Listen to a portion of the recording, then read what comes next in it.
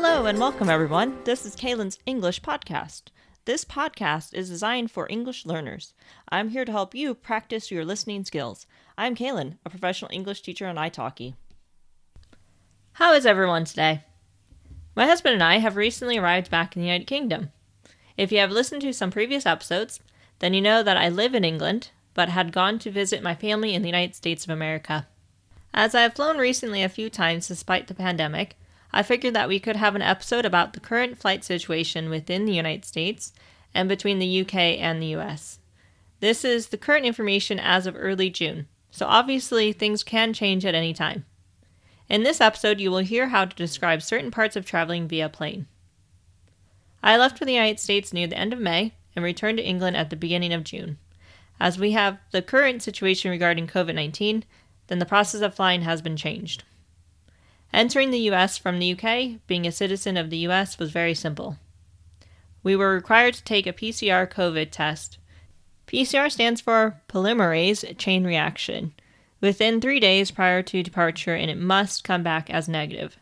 We scheduled this test with a private general practitioner, also known as a GP, and they were able to get our results back the evening before our flight. The test was not difficult as he required us to swab the back of our throats and then the back of each nostril for a short period of time. Then we placed the cotton swab in a tube. The whole process took very little time. We received our results via a secured email. Since the test came back negative, we were clear to fly.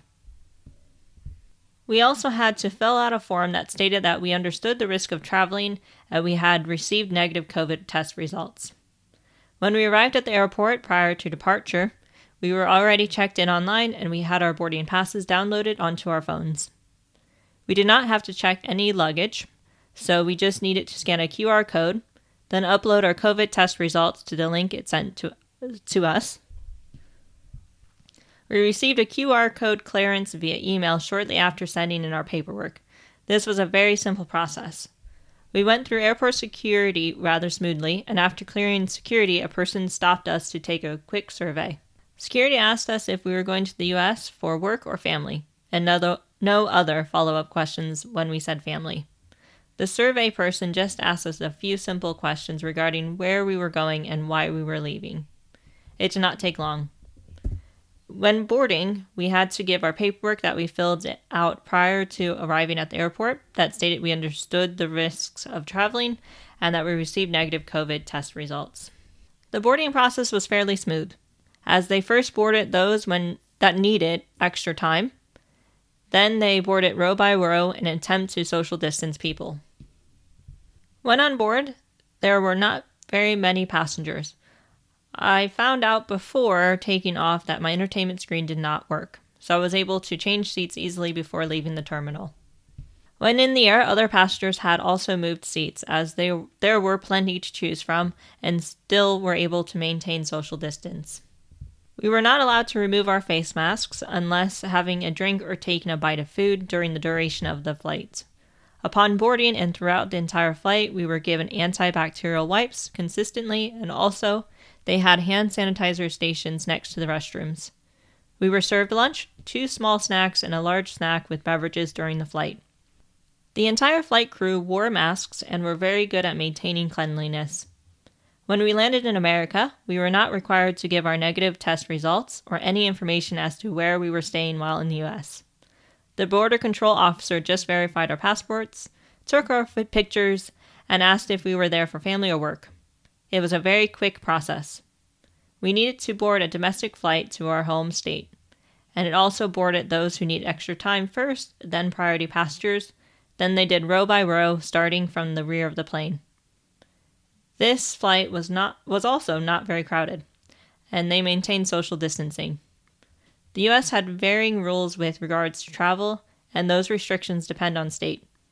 Both states that I traveled to did not require quarantining, and they did not track your movements either. Quarantining was only a recommendation. When we needed to leave our home state to go to the state of Georgia, the flight boarded again the same way. However, maintaining social distancing was not possible as the flight was full. The rest of the domestic flights were like this while we were there. Before leaving the U.S. to go back home, we had to book another PCR COVID test. Luckily, these tests are free within the US, unlike in the UK. That is correct. We have to pay for every test when we fly out and into the UK. After receiving the negative test results, we then filled out passenger locator forms via the UK website and booked 2 more PCR COVID tests for our arrival into the UK. These tests are taken at home on day 2 and day 8 upon arrival. They were both waiting on our doorstep as soon as we returned home. We will also receive 2 phone calls daily from the NHS. NHS stands for National Health Services, to ensure we are quarantining at the address provided. They may also stop by our home to randomly check that we are there. Before boarding our flight, we had to check in at the terminal desk to verify our passports, boarding passes, negative COVID test results, and our passenger locator form. When we arrived at London Heathrow Airport, Border Control checked our boarding passes, passenger locator forms, resident permits, and asked us a couple of questions about why we were in the UK and where we were going. This did not take long to complete. I'm currently quarantining at my home for 10 days and look forward to receiving all clear to resume normal life. I'm sure the time will go by quickly, especially if I keep busy. This is the process that I currently have to undertake, and restrictions vary depending on the country that you are coming from, and these things can change at any time. The UK have a stoplight system in place for travel, and the US is one of the countries in the amber category. There are countries in the green category, which means that the person has to take a COVID PCR test before arrival and one after arrival, and do not have to quarantine unless the second test comes back net positive.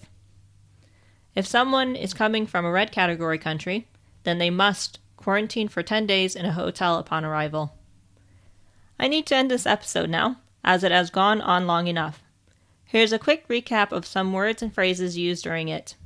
Pandemic, COVID-19, PCR test, social distancing, boarding pass, passports, hand sanitizer, antibacterial wipes, quarantine, follow-up questions, and cleanliness. I hope this has given you an insight to traveling between the UK and US, and traveling within the US with our current situation. That is all I have for you today. I hope you enjoyed. If you'd like more content, then please subscribe to this podcast. You can also support me on Patreon. Find me by typing in Kaylin Teacher. On Patreon, you can gain early access to the podcast and transcriptions. Follow me on Twitter and Instagram at Kaylin_teacher. Thank you for listening. I hope you all have a great day. Until next time, bye!